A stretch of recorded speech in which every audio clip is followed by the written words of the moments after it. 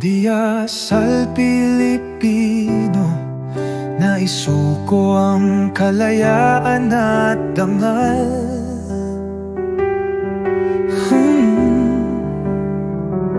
Hindi gawaing Kristiyano ang maging mapaghusga.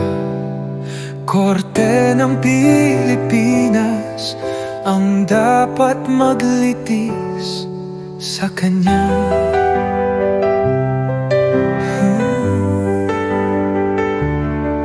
Tratuhin inosente hanggat napatunayang may sala.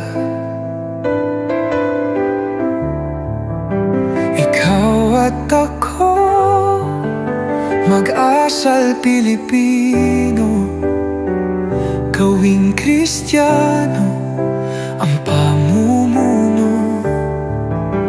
Iwasto ang mali, gawin ang tama, at ipasa Diyos ang kaligtasan.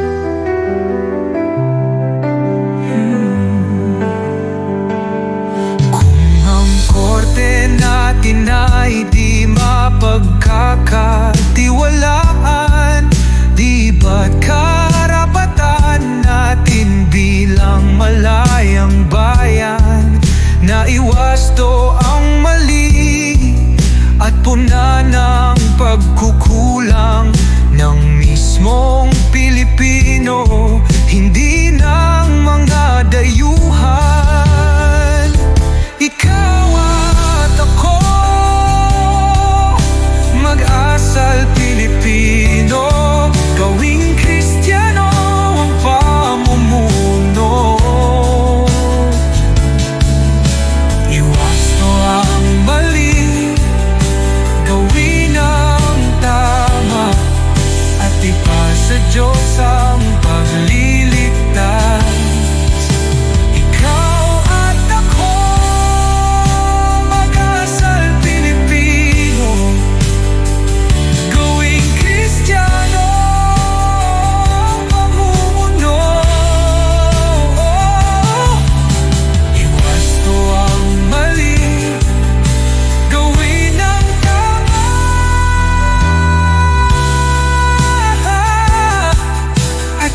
Sa Diyos ang pagliligtas.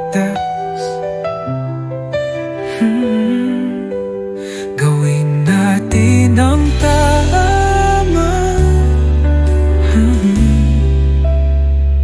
at ipasa Diyos ang pagliligtas.